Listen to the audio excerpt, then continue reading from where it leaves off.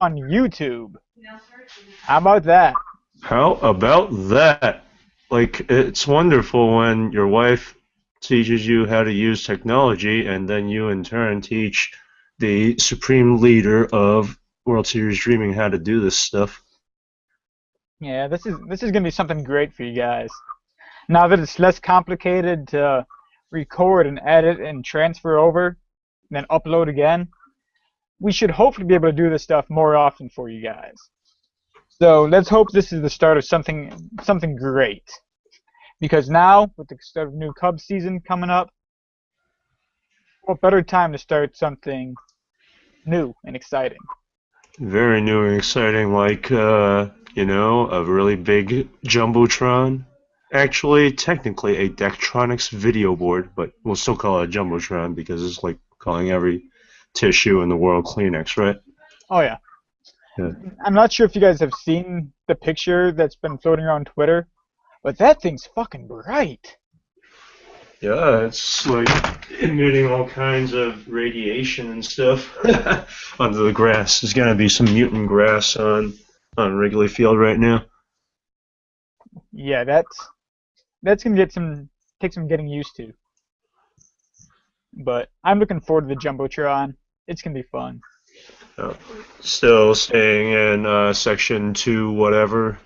We don't really need to reveal it, but if you want to meet Anno, he'll at least tell you the section. Come down to 213, row 11. Can't miss me. Yeah, it's the dude wearing the World Series Dreaming hat. Yep. Yeah. And there's Although not too many of those floating around. well, you could wear a Cubs hat and then get one of our awesome World Series Dreaming T-shirts. Which can be found on Cafe Press. Just look up World Series Dreaming on there. Yep, or just go through our website, worldseriesdreaming.com. You'll hit the store. It's right there, guys. And even on the Facebook page, there's a Shop Now button. Yeah. Okay, It's Shane. funny because the last time when we went on iTunes, somebody was like, "Hey, you guys should like set up a commercial," and here we are setting up an impromptu commercial. Shameless plugs all over the place for you guys. We have no shame. Of course not. We're Cub fans. We follow a team that hasn't won dick in over 100 years. Yeah, they keep telling us on ESPN, and it's going to be an ESPN broadcast, so you're going to hear about 1908 about 7,000 times in that broadcast. You're gonna hear about the 107-year drought, Bartman, the Billy Goat, and they'll probably make a few references as to how the bleachers are not ready, but we have a jumbotron. Yeah, and they'll probably make fun of Starlin Castro for whatever reason. They'll do, it's the Chris Bryant story. Oh my gosh, that's one who's played to death. Yeah. Why isn't he up? But there's a couple of very good reasons why he's not here. He needs to learn defense and left field. And then there's the whole seventh year idea. Yeah, they can't say that out loud, though. You know Oh that. no, you can't do No. that out loud. No, of course not. No. There are viable baseball reasons why he was sent down. Yeah. And then you think about the other guys like Carlos Rodon, who is a White Sox. He's going to be sent down. I think there are a few other guys, top prospects who are going to be sent down next year. I don't know how many more, but they will always have this issue, and somebody's always going to complain. But it's just the way the business is set up until Major League Baseball and the Players Association are willing to get rid of that, but I don't think they will. They'll just be like, hey, we want more money for our veterans. So Well, yeah, there is a baseball labor agreement coming up, so that might be one of the subjects tackled. yeah. Uh, it's just so many different things that you can talk about, but I highly doubt that the Players Association will stump for every minor leaguer or be able to come up to a consensus for what is a quote top prospect. Yeah, I mean, teams always have reasons why somebody was sent down. Rodon needs to work on a pitch. Oddly enough, he'll probably come up in about 2 weeks, just when the time frame allows him to get that seventh year. Yeah, I don't know if they'll actually use him in the rotation or relief because they're still waiting for Chris Sale to come back. Chris Sale had like a couple of issues Mhm. in spring training, but he should be healthy. He should be back early on in the season. Uh, why are we talking about the White Sox? Because we talked about Chris Bryant and how great players are sent Oh, down early. Just okay, kind of guys. snowballed. I feel like our listeners don't care about the White Sox, even though we kind of sort of do, because we're all baseball fans. But anyway, yeah, I'm pretty sure the White Sox rotation will be okay. I think our rotation is pretty good. I say our as in like I own the Cubs, but I don't. It's the Chicago Cubs rotation.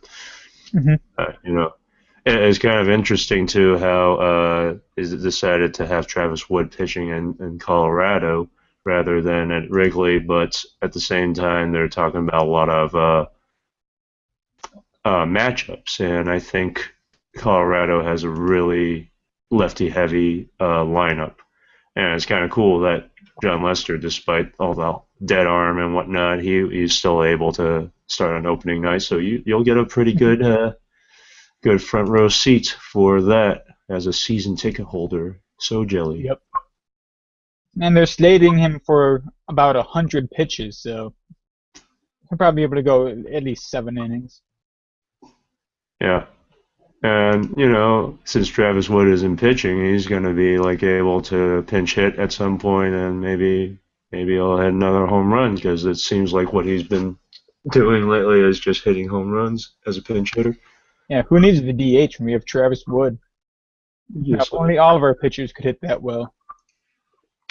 I mean, to be fair, it's like in spring training, they're working on pitches still. They're like towards the end, they're obviously trying to get you out now because they've worked on everything. But it's still impressive that he's able to take a guy out. Yeah, and I put more stock into these last 2 games than any other game in spring training. So now they're actually being played like real games, even though they're not. Yeah, I mean So for Wood to be able to hit a home run last night, that was impressive. yeah, and I know they only scored one run, but I watched the entire game. I watched almost every at bat, and it was just like every at bat. They got to 5 or 6 pitches. They got to a bunch of full counts. Yeah, there were strikeouts. Yeah, they weren't able to get the big hit, but they made Hellickson throw like 100 pitches in 5 innings, and they kept grinding on the relievers as they came in. It just didn't work out. But you got to think, oh, okay, well, sure, some of these hits aren't falling in doom and gloom, but I look on the bright side and I say, wow, these are grinding at bats. They will eventually be able to turn some of those into positives, like home runs, walks, loading the bases. And they had a couple of really unlucky incidents, with the sac fly attempt where Goldschmidt, who's a Gold Glove first baseman, was able to track it down and throw out Alcantara at the plate. But what you're going to do about that.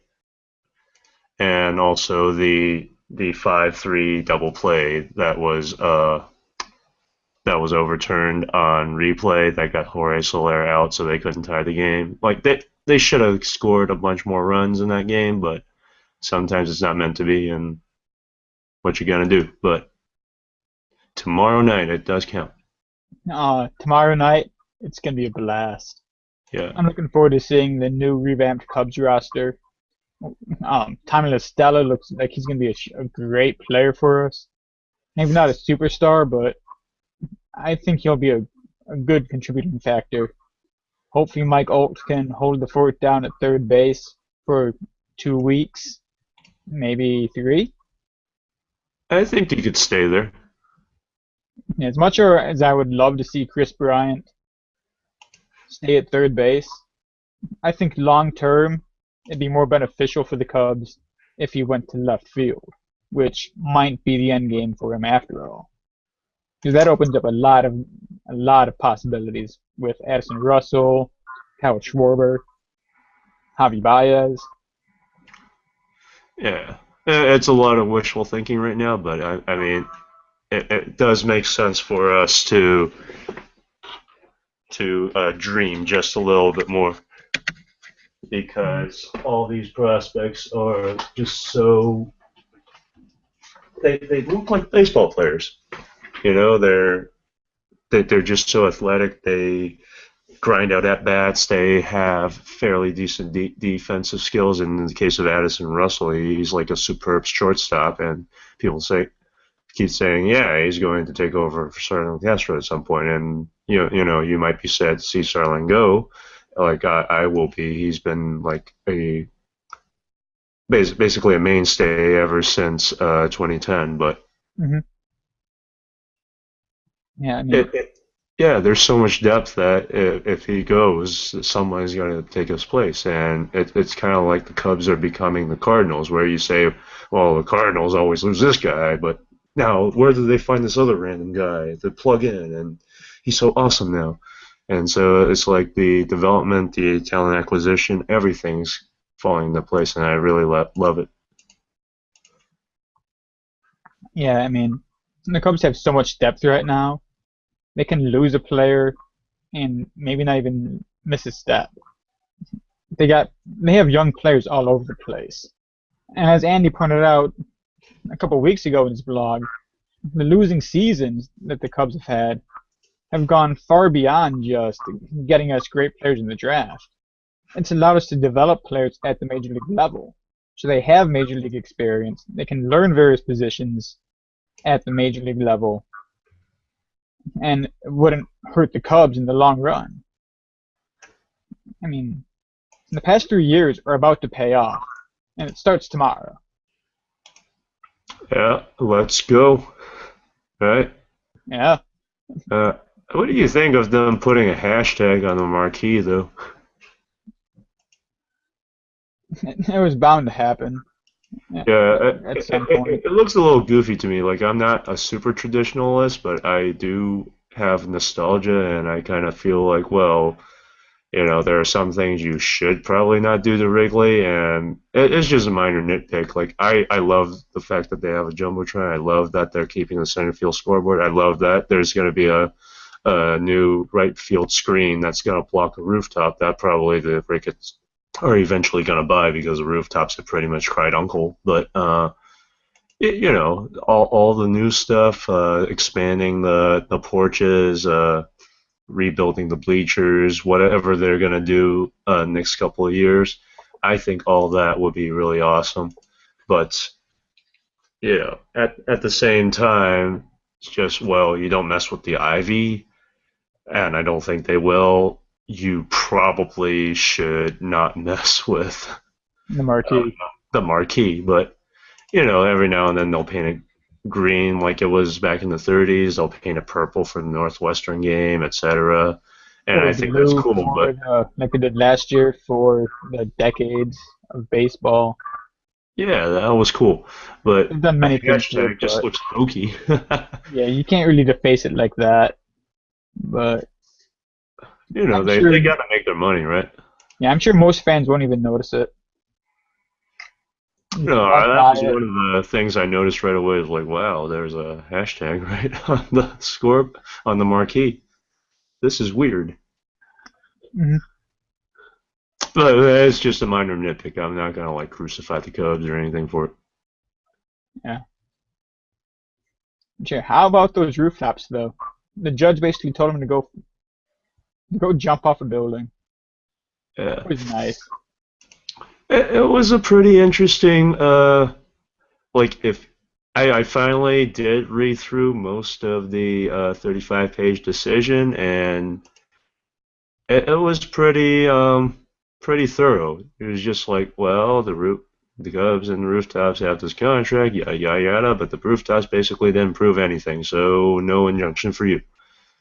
And thought, well, that was pretty cut and dry. I doubt that you can really appeal it, but You know, of course, somebody's going to try to, but it sounds like the rooftop owner who is in charge of those two rooftops that are being blocked by the right field, the eventual right field video screen, he's not going to do anything. And it also sounds like a few of the rooftop owners are running out of money. Some of them might not even be able to pay council. Some of them might be getting foreclosed. Some of them have already been purchased by the Ricketts family. So, And I'm sure there will be more purchased by them. yeah, or like the judge was suggesting, like, why don't you guys just run your businesses as a bar? You don't need to look into Cubs games. You have TVs. Hmm. Yeah, so are you gonna be there in time for Fallout Boy? I'm not sure I'll be able to get there on time with everything I have going on that day. Yeah, you gotta walk the dog and all that. Walk the dog, got my church, Yep, and I rely on public transportation, so yeah. it's gonna be, Well, it's you gonna be you tight. probably shouldn't drive into Wrigley that day anyway. It's going to be insane. Oh There's yeah, all especially with all the the media and construction and everything fans else. and whatnot. Yeah, and it's also Easter Sunday, so you definitely should go to church and reflect and all that. Absolutely. Yep. So let's talk about the game on the field. We got John Lester pitching against Adam Wainwright in one of the biggest rivalries in baseball in the National League. I'd say all of baseball, but ESPN loves to slurp the Yankees and Red Sox, so we'll stick with the National League. No, I think Cubs and Cardinals can get pretty viable. Like the past 5 years, like even though the Cubs were in the cellar, every Cubs Cardinals game, like especially the ones that I went to, I feel like the Cubs fans will start to reclaim some of the seats, but it was like half and half Cardinals and Cubs fans, and there was barely any empty seats, right? So they're always going to have a rivalry. Like over the past few years, though, seems like the Dodgers and the Cardinals have had their rivalry. The Cardinals and the Pirates have had their mini rivalry because the Pirates have actually started getting good in pretty much the same way that the Cubs have been getting good by stocking their farm system and developing talent. Obviously, the Pirates don't have as much money, but they're just doing things their way, the way that we had hoped that the Cubs would start to. And the thing is, with new revenue, they're going to be able to buy more players, especially at the deadline. Like if they decide, okay, well, it's deadline, we have like 5 billion shortstops in our system. Maybe we'll trade for Hamels if he's still available. Oh, This team has a lot of upward potential. Like they might suck, like just full disclosure, they might suck because it's an extremely young team. The veterans aren't superstars yet; they're superstars in the making.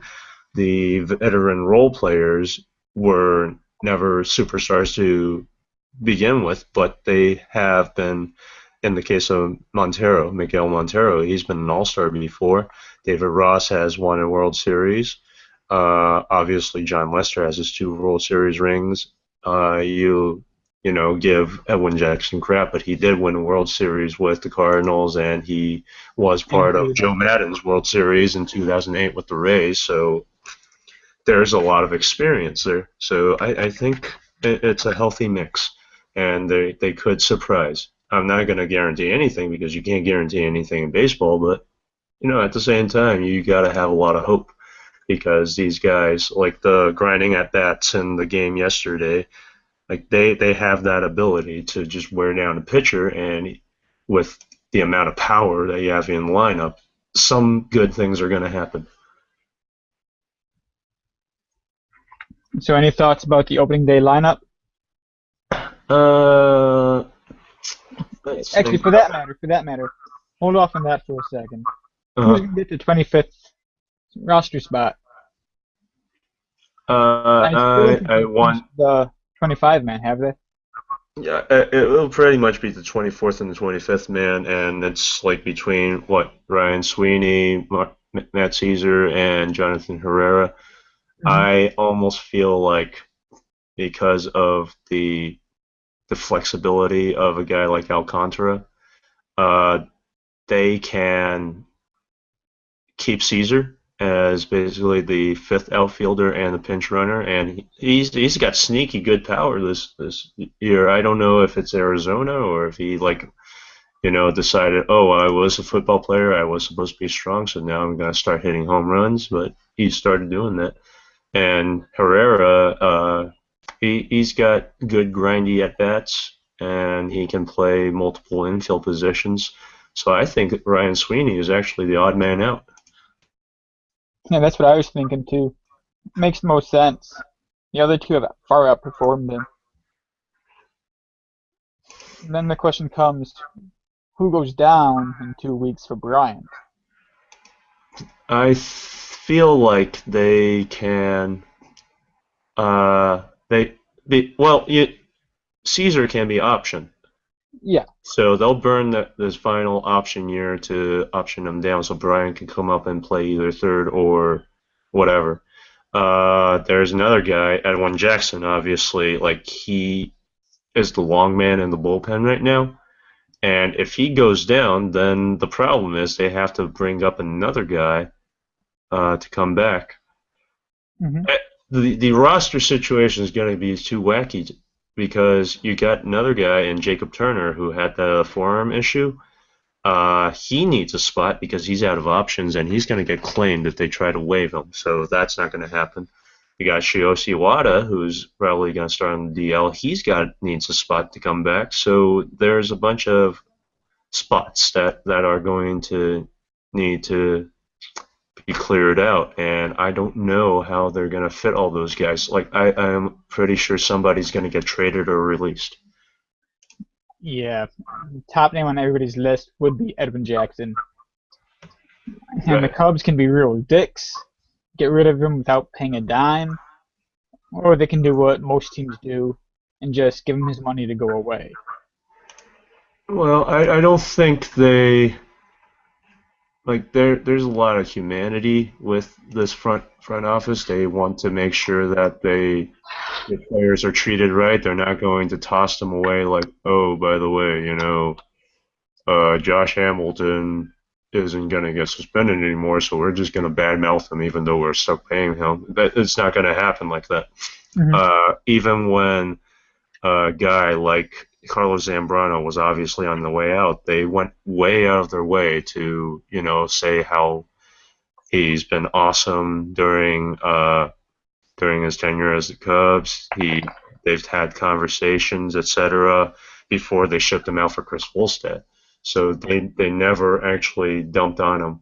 I think some folks have said that Theo, when he was with the Red Sox, did dump on Manny Ramirez on the way out, but they obviously patched that up because Manny's like coaching right now. So this front office doesn't hold a grudge, and I don't think they're going to do anything to make Edwin Jackson hold a grudge, especially when Edwin's been so good with the media. He's been accountable. He's just, been the consummate pro, even though, he Bad bet. probably shouldn't be in the pros anymore. And he's a stand-up guy. That's why I have a hard time hating him. As bad of a pitcher as he's been for the Cubs the past 2 years, unlike most other major leaguers, he doesn't make excuses. He owns up for his sucking. Most Yeah, I other mean, people just write off to, yeah, it's just a bad day. I'll straighten it out. This, that. Blame everybody but themselves. And while Jackson does say it's a bad day, I'm trying to fix it, he owns up to it every time out. He's bad at baseball, but damn if he's not good at manning up and accepting responsibility. I wish all players had that attitude. yeah, for sure. And, even after the Google flap, he's just like, well, I completely screwed that up, and I can't use that as an excuse. I had plenty of time to get ready, and I just screwed up. So he really owned up to that, and Joe Madden was mad about that. He said it couldn't happen, but he still wasn't so mad because Edwin was completely accountable for that. Hmm. I think it's a very good trait to have, and I feel like that's part of the reason why he's still on the roster, not just because of the 22 million they still owe him, but because he's been such a stand-up guy. He's basically showing, despite the fact that I've been struggling for my entire tenure as a Cub, I always show up to work and I always put in my work and I always own up to my mistakes. So I feel like that's a good example, whether the fans believe it or not, or whether that's really true. I don't know, but I'm just going off what I see, and I see a guy who can teach the younger players to be accountable. While he's not a great leader on the field, off the field in that clubhouse, there's no better leader than Edwin Jackson. He's showing them exactly how to be a pro. He might even be the Crash Davis of the Cubs. Somebody that doesn't quite have the talent anymore, but he's molding the players of the future. Yeah. Let's see. So you were asking about the lineup earlier, and I'm just trying to think because he's been manager Joe Madden has been trying to bat different guys second, like Jorge Soler and Anthony Rizzo, and it kind of makes sense because these are two of the best hitters on the lineup. And you want to They get them grind up, as many at bats as possible.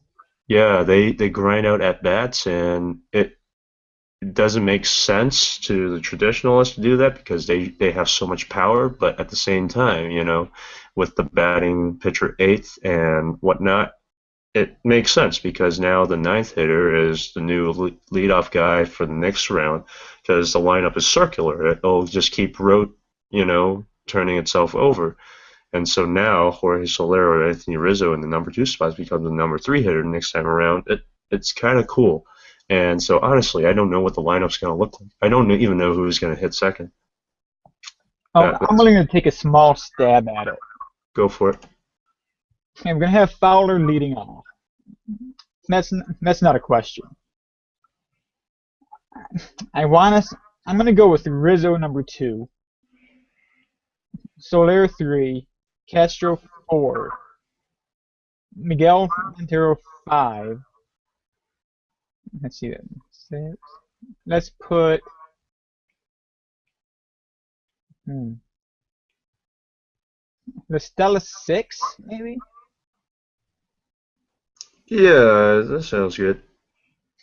Oh no, wait, Mike Alt number six and batting six, Either way, and because Estella seven. I think if you did Listella sixth and Michael seventh, you would have like Listella would get on base and then Michael would drive him in with power. Hmm. Because if Michael strikes out as he's wont to do, even though he grinds out those at bats, then you have the number eight hitter who's probably the pitcher. He can still try to bunt Listella over, I guess, and then the Number lineup turns nine. over again. Yeah, I have the pitcher eighth. I really like the pitcher batting eighth because, as you said, the line just keeps rolling over. You could have Alcantara batting ninth. He's like an extra leadoff hitter. And then when it flips over, you got Rizzo three, Soler four, and you get your best two hitters hitting first and second in the first inning. Then they become your three and your four hitters from there on out. It's just beautiful. I love it.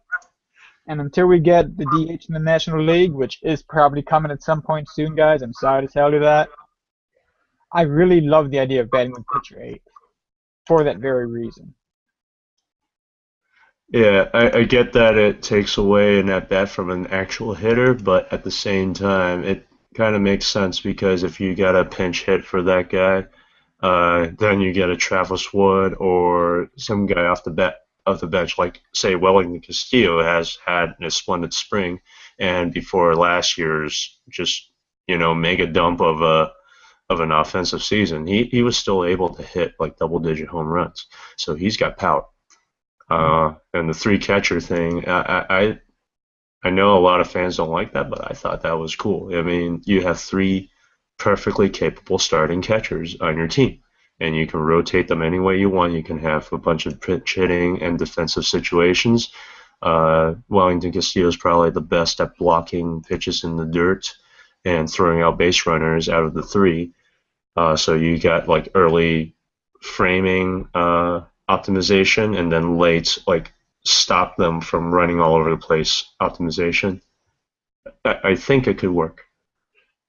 But then again, I play video games and these guys are playing real baseball, so what the hell do I know, right? Hmm. Oh, it's gonna be a fun season. Win or lose, it's gonna be a really fun season. Yeah, I think they're The slated Cubs for. going 70, 83 and 79 to Mhm. anywhere from there to 85, 77. Maybe challenging for the playoffs, but I wouldn't get too excited just Yeah, yet. I honestly think they'll need 88 or 89 wins to make it into the wild card, even the second wild card, because that's what happened. That's pretty much what you see over the past few years of the second wild card era. Is you need a high 80s win total, and if the Cubs are only slated for like a max of 84, 85 wins, that's what they're projected for right now. It doesn't mean that Chris Bryant can't come up and be a 10-win player. It doesn't mean that Anthony Rizzo and Starlin Castro don't suddenly turn into Hall of Famers. It's just realistically, what do you have right now? And it's an 84 win team at best. But Mhm. they can still add, they can still trade, they can do a bunch of things. They can make like a waiver claim, kind of like a Jim Edmonds of 2008, and he could light the world on fire. I don't know. Yeah, it's gonna be exciting because you don't know what's gonna happen, who's gonna be here, who's not gonna be here. Anything can literally happen this year, and that's what's most exciting about it. You're not going in knowing you're gonna be facing another long losing season. This year they actually have a chance to do something, and I just can't wait for it to start tomorrow night at 7 p.m. Well, let's see. We look at our ticker right now. As of this recording, we are 1 day and exactly 7 hours away from opening night. First pitch opening night. This is gonna be good. Hmm. And that probably wraps up this edition of the Dreamcast. But we would be remiss not to mention Ernie Banks.